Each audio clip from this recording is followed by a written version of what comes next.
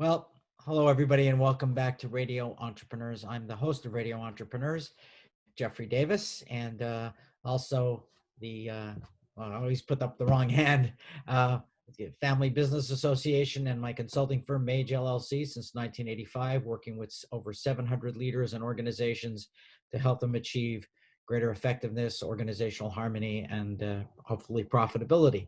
Our next guest, I think you're going to find him enjoyable. I know I have in my limited exposure to him.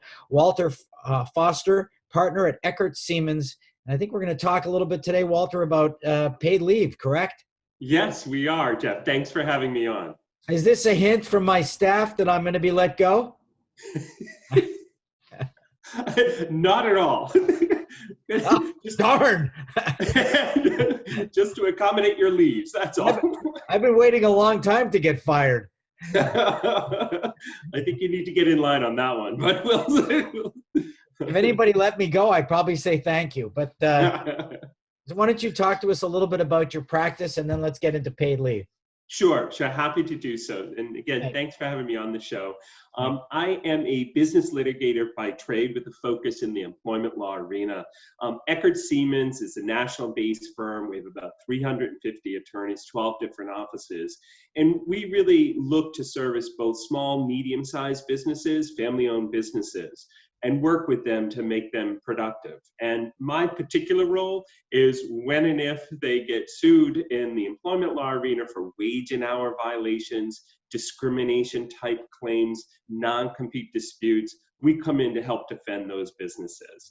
I have a deep background of over 30 years now, so a lot of things have accumulated in my brain if I can only access them all.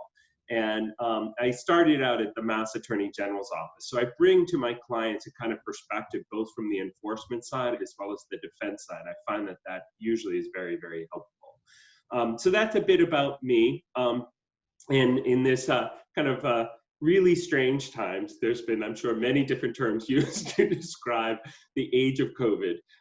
We're really two of the top hot topic issues of both complying with COVID and running a workforce in today's, kind of regulatory environment with all that it brings.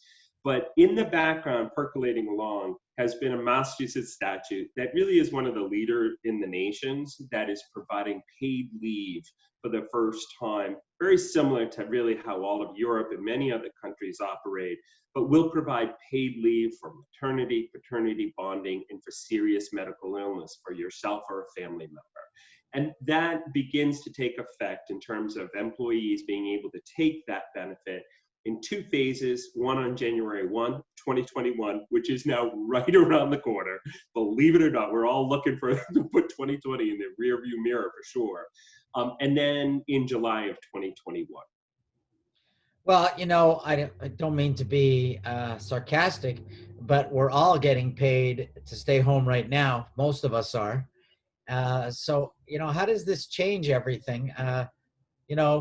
This seems to be somewhat of a new law, an appropriate law, but implemented during a gray area. You could say that again, and there's no accounting for planning, right? Like nobody saw COVID coming, and of course you're referencing really this, relief that has been allocated by Congress during the COVID for various paid leave, including actually expanded the Family Medical Leave Law, which is a federal law, to allow for payment for parents that have kids at home.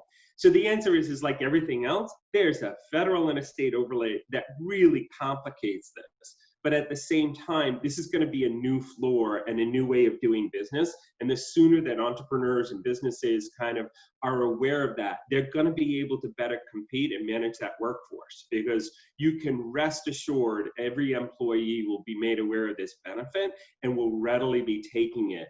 We're not even sure, what's happening right now as we said, it's, early December, about any further COVID relief. It's really still up in the air. And what we're hearing is that there is no direct payments in this next relief bill. So I think the Massachusetts paid state law will probably become the most immediate kind of go-to avenue, if you will, for medical leave and for other types of leave beginning in January, just a few short weeks from now.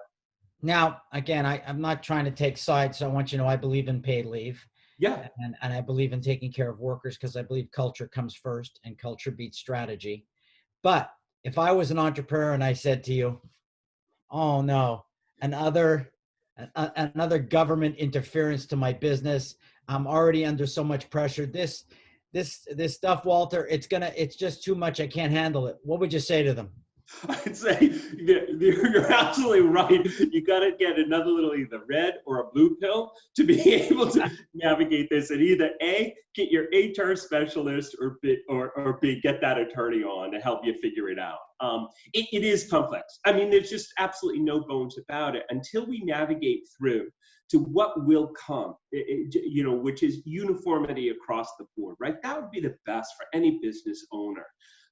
Is please just tell me what the landscape is, because in fact, many businesses through private, insurance, short-term disability insurance, are already really providing this benefit.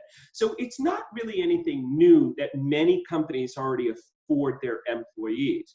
The impact we see is on the smaller based companies, those with 25 employees or less or more. So the bigger companies, right, have these benefits, and the statute comes with an opt-out. If you have a private insurance that provides all of these benefits, you get to opt out. That's one way that if I could direct folks and entrepreneurs like how to get this headache off my plate, that's one way. The second is that there is, of course, it's a website navigable by this new State Department that really spells it out. And it's really no different than the family medical leave law that many companies are looking at. And Massachusetts already has a 40-hour paid sick leave law. Everybody knows about vacation pay, how that works. So it's daunting at first, but I think I would say surmountable. And the thing that I want to share with your listeners is that what's interesting about this is that it applies to every company. So you can be, a serial entrepreneur, you sold your 2 companies. If you have 3 employees, typically entrepreneurs go, great, nothing attaches till they get to, 10, 15 employees. This attaches at employee number 1. But for singular entrepreneurs, they can actually buy into the system to protect their own leave rights. So it's truly like it's really no different than an insurance policy that you buy off the market, if you will, but it does extend it. So there's a little bit of an upside to some single entrepreneurs who may find this advantageous for them.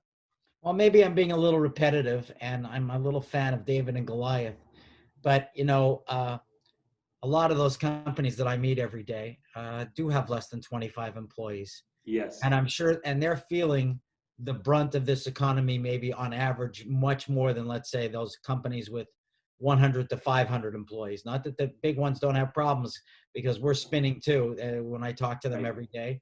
And I'm an entrepreneur as well. But what do you say to that person, again, 25 employees less, like, you know what, staying in business during COVID, it's just not worth it to me anymore. Yeah. So I think it's surmountable. And how the law works for the 25 and below is the company makes no payments out of its pocket. So the first most important thing for any entrepreneur, that we advise all the time is like, how do we grow with them, et cetera. The most important part is to understand that there is no contribution by any company that has less than 25 employees. So that's a pretty usually good selling point. It doesn't, shall we say, add to that tax basis. So it's not going to affect their bottom line. How it is paid is by withholdings from each of the employees, which you must do. So is it an administrative nightmare? Sure it is. But here's the other thing that I say to entrepreneurs with less than 25. You actually don't have to, what I call, execute on all parts of this law. There is a new state agency. The employee must apply to get this benefit. They get paid up to $850, or capped at $850 a week for taking this benefit. All of that is just like unemployment. It's forms done by the employee with this agency. Does the agency get a notice from the new state agency? Employee X is taking this? Yes. Do you get a notice from your employee that they're going to go and have a baby or bond with a child? Yes. So there's the control, and that's what I mean is surmountable. So for less than 25, the highlights are twofold. First, you're not paying out of pocket for it. Second, you don't have to execute on it. And what I would say is that everybody knows this, even for our companies, and again, I call them my serial entrepreneurs who often have less than 25. These issues of maternity leave, paternity leave, the illness of a grandparent, the care for the in-law's spouse, that happens in the real world. So I think companies, even with less than 25, have been dealing with that, and they're often very accommodating about it. So the individual's now going to get a benefit that is paid for by themselves, not through the company. And hopefully, it does not become like, this is I'm going to close up my doors, Walter, like not that situation. What I could say is that this too shall pass and you'll be able to deal with it. That's my best advice. Walter, a better answer than I expected. And thank you very much. I love the way you explained it, really detailed. I hope our listeners listen to it. And if they don't, I hope you get it out to people as well. We've been speaking with Walter Foster, partner at Eckert Seamans, a firm I've known for a long time, JT. Walter, if someone's looking for you, how would they find you? So it's easy. Of course, Google is great, Walter Foster, but you can find me both on LinkedIn and at our firm website, eckertseamans.com.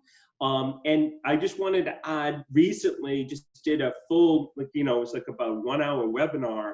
And we also have a starter kit for all of the forms that any size company would need right on our website. So if you're thirsting for more knowledge about how this all works and the details, we have a recorded webinar. It's an hour of your time, but perhaps hopefully an hour that has some good return on it, together with the starter kit forms. So that's the best way, is through the website. And of course, my email, which can be found on the website. Great, Walter. Always a pleasure speaking with you, and I wish you all the best this time of year. And remind everybody, this is Radio Entrepreneurs, and we will be streaming stories throughout the rest of the year and through to 2021. Walter, you're going to come back and visit us again, right? You bet. You bet. Thanks for having me. Great. Remind everybody again, this is Radio Entrepreneurs.